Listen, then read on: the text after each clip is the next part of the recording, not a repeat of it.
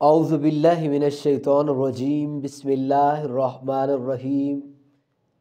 اللہ تعالیٰ قرآن کریم میں ارشاد فرماتے ہیں، یا ایہا الذین آمنوا ادخلوا فی السلم کافہ۔ اما بعد، کائنات کا مالک قرآن کریم کے اندر ارشاد فرماتا ہے کہ اے ایمان والو، اسلام میں پورے داخل ہو جاؤ۔ لیکن ہمارے ہاں بدقسمتی سے اسلام صرف چند عبادات کا نام رہ گیا ہے۔ اگر کوئی بندہ جس نے داڑھی پگڑی پہنی ہو وہ سیاست پر بات کرے تو کہا جاتا ہے کہ جناب آپ کا سیاست سے کیا لینا دینا ہے۔ وہ معیشت پر، معاشرت پر بات کرے، کوئی اسلام کا حصہ نہیں سمجھا جاتا اس چیز کو، حالانکہ اسلام ایک مکمل ضابطۂ حیات ہے۔ یہ جملہ تو ہم بار بار دہراتے ہیں، لیکن اس کے اوپر عملاً ہم عمل نہیں کرتے۔ جب اللہ تعالیٰ نے اسلام کو ایک دین بنایا ہے جو 24/7 ہمارا رہن سہن، ہمارا اٹھنا بیٹھنا، جب یہ سب دین ہے تو پھر اسلام کا تعلق سیاست سے بھی ہے۔ آج کل تو بدقسمتی سے ہمارے جو علماء کرام ہیں وہ جب ظلم ہوتا دیکھتے ہیں تو اس کے اوپر کہتے ہیں کہ جناب آپ نمازیں پڑھو، آپ جو ہے روزے رکھو، آپ جو ہے ذکر اذکار کرو۔ آپ اسلام کے اندر کوئی شک نہیں ہے کہ نمازوں کا اپنا مقام ہے، ذکر اذکار کا اپنا مقام ہے، لیکن اسلام لوگوں اس لیے قبول نہیں کیا کرتے تھے کہ اسلام کے اندر نمازیں ہیں۔ اسلام کو لوگ اس لیے قبول نہیں کیا کرتے تھے کہ اسلام کے اندر روزے رکھنے ہیں۔ لوگ اسلام کو اس لیے قبول کرتے تھے کہ اسلام میں انصاف ہے، اسلام میں عدل ہے، اسلام کے اندر کسی کالے کو گورے پر، گورے کو کالے پر، کسی عربی کو اجمی پر، کسی پٹھان کو بلوچ پر، یا کسی بلوچ کو کسی دوسری قوم کے اوپر کوئی فضیلت حاصل نہیں ہے۔ اللہ کے ہاں ان اکرمکم عند اللہ اتقاکم، اللہ کے ہاں صرف وہ بندہ زیادہ عزت والا ہے، وہ بھی آخرت کے اندر اللہ کے رجسٹر میں۔ دنیا کے اندر سب برابر ہیں، جس کے دل میں اللہ کا خوف اور تقوی زیادہ ہوگا۔ یہاں پر آپ نمازیں جا کے آپ یورپ کے اندر پڑھیں، آپ امریکہ کے اندر پڑھیں، آپ دنیا کے کسی کونے میں جا کر پڑھیں، آپ کو کوئی روکا نہیں جائے گا۔ آج جیسے علامہ اقبال نے کہا تھا نا کہ ملا کو جو ہے ہند میں سجدے کی اجازت، ناداں یہ سمجھتا ہے کہ اسلام ہے آزاد۔ آج یہ وہی بات ہے، اسلام آزاد نہیں ہے۔ اسلام مولوی تو کسی کے ٹی وی نہیں بند کروا سکتا۔ تو سیاست سے جدا ہونے کا ہمارا نقصان یہ ہوا کہ علماء کرام نے تو سیاست کو چھوڑ دیا، اور جو ناخلف لوگ تھے وہ سیاست کے اندر آ گئے، نااہل لوگ سیاست کے اندر آ گئے، جن کا دین سے کوئی تعلق نہیں تھا۔ نااہل لوگ جج بن گئے، جن کو دین کی تعلیمات نہیں ہے، وہ لوگ جج بن گئے۔ اسلام ایک مکمل ضابطہ حیات ہے، لیکن جب آپ ان نمازوں سے ہٹ کے آپ دیکھیں، آپ نمازیں دنیا کے کسی کونے میں پڑھیں، آپ کو نہیں روکا جائے گا، لیکن جب آپ نفاذ شریعت کی بات کرو گے، جب آپ یہ کہو گے کہ جناب اسلام ہمیں کہتا ہے کہ مساوات ہونی چاہیے، عدل ہونا چاہیے، غریب کا استحصال نہیں ہوگا، امیر بھی کٹہرے میں کھڑا ہوگا، اپنا جج کے سامنے، عدالت کے اندر قانون امیر اور غریب کے لیے برابر ہوگا، کسی کو استثناء حاصل نہیں ہوگا قانون سے، سب قانون کے نیچے ہوں گے۔ جیسے نبی پاک صلی اللہ علیہ وسلم نے اپنی بیٹی فاطمہ کے بارے میں فرمایا تھا کہ فاطمہ میرے جگر کا ٹکڑا ہے، لیکن آپ صلی اللہ علیہ وسلم نے جب قانون کی بات آئی تو فرمایا یہ تو بنو قریظہ کی فاطمہ ہے جس نے چوری کی ہے، اگر یہاں میری بیٹی فاطمہ ہوتی تو میں اس کا بھی ہاتھ کاٹ دیتا۔ تو جب آپ یہ بات کریں گے کہ اسلام کے اندر اصول ہیں، اسلام کے اندر قوانین ہیں، اسلام کے اندر ضابطے ہیں، اسلام کے اندر قتل کا بدلہ قتل ہے۔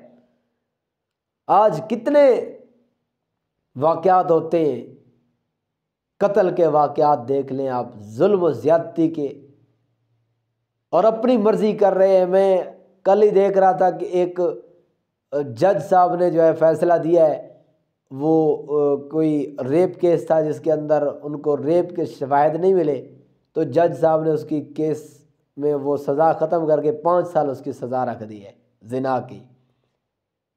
کیا آپ کے باپ کی شریعت ہے؟ کیا اللہ تعالیٰ کے قوانین کو آپ ایسے ہی پامال کریں گے؟ اور یہ کوئی گناہ نہیں ہے؟ جس طرح دھوکہ دہی گناہ ہے، جس طرح کے باقی ساری معاشرتی برائیاں ہیں، اور یہ بہت افسوس کی بات ہے کہ ہمارے ہاں ان معاشرتی برائیوں پر بھی بات بہت کم ہوتی ہے۔ یہی ایک دوسرے کے مسلک کو، ایک دوسرے کے فرقے کے بارے میں بات کرنی ہے، اور جو معاشی مسائل ہیں، جو سیاسی مسائل ہیں، جو بنیادی لوگوں کے مسائل ہیں، ان کے اوپر کوئی بات نہیں کرتا۔ اسلام کے اندر جب آپ یہ بات کریں گے، مساوات کی بات کریں گے، آپ کہیں گے کہ جناب اگر امیر کے بیٹے نے قتل کیا ہے تو اس کا بھی سر کاٹا جانا چاہیے، تو پھر جو ہے نا آپ پھر ان کی جو ڈومین ہے ان کو آپ چیلنج کر رہے ہیں۔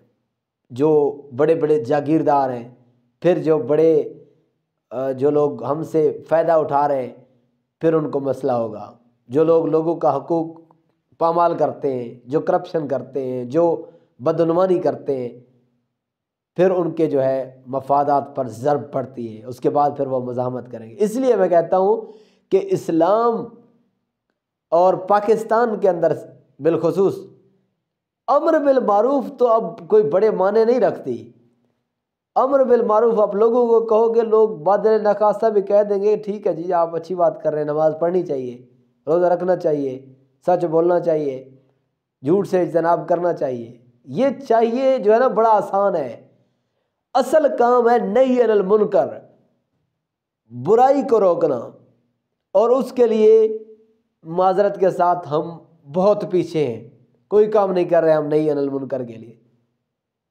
نبی پاک صلی اللہ علیہ وسلم نے فرمایا برائی کو تم اپنے ہاتھ سے روکو اگر تمہارے اندر طاقت ہو، اگر ہاتھ سے نہ روک سکو تو زبان سے روکو، لیکن اگر وہ بھی نہ روک سکو تو پھر دل میں برا جانو، لیکن یہ کم ترین ایمان ہے۔ تو آج ہمارے اندر تو دل میں بھی برا نہیں جانا جاتا، کئی ایک چیزیں برائیاں ہیں ہمارے اندر، رشوت خوری ہے، چلتا ہے بس ٹھیک ہے، کہتے ہیں بس اس کو اسلام سے جوڑنے کی ضرورت ہی نہیں ہے، کہتے ہیں۔ اس طرح سے بہت ساری ایسی چیزیں ہیں جن کو ہم نے نارملائز کر دیا ہے، یعنی کہ چہرے کا پردہ ہے، بیٹی کو اپنی کو لے کے جا رہا ہے، کوئی اپنی بیوی کو لے کے جا رہا ہے اور منہ کے اوپر پردہ نہیں ہے اس کے، اور اس کو ہم نے نارملائز کر دیا، گناہ تک نہیں سمجھتے ہم۔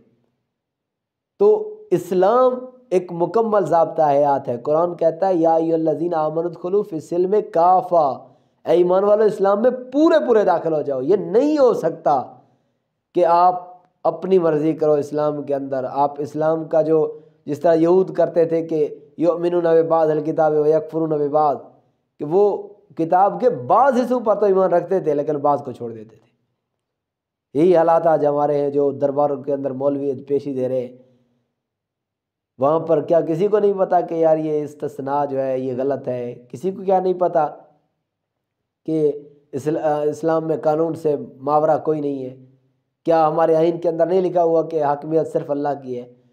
تو یہ ساری چیزوں کے باوجود اگر آپ کمپرومائز کرتے ہیں تو آپ پھر حق پرست نہیں ہو سکتے۔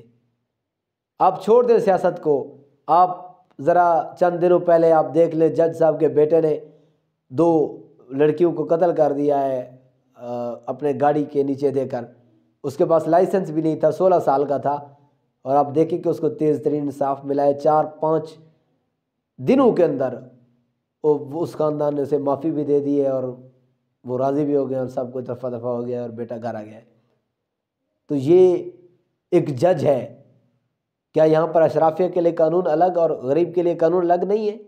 کسی نے سوال کیا کہ پاکستان کے اندر کیا امن ہے؟ کیا پاکستان کے اندر لوگوں کا استحصال نہیں ہو رہا؟ کیا غریب ذلیل و رسوا نہیں ہو رہے؟ لوگوں کی عزتیں تک محفوظ نہیں ہیں امراء سے، جن کے پاس جاگیریں ہیں، جن کے پاس اقتدار ہے، دولت ہے، وہ لوگوں کو گھسیٹتے پھرتے ہیں اور کوئی عدالت ان سے پوچھنے والی نہیں ہے۔ لیکن یاد رکھیے گا کہ اللہ کی عدالت ہے اور علماء سے بھی پوچھا جائے گا جو اسلام کو کمپرومائز کرتے ہیں۔ اسلام دو ٹوک ہے۔ اللہ تعالیٰ فرماتے ہیں یا ایھا الذین آمنوا اتقوا اللہ وقولوا قولا سدیدا۔ اللہ فرماتے ہیں اللہ سے ڈرو اور سچی بات کرو، سچی بات کرو اور سچی بات کو آگے پھیلاؤ۔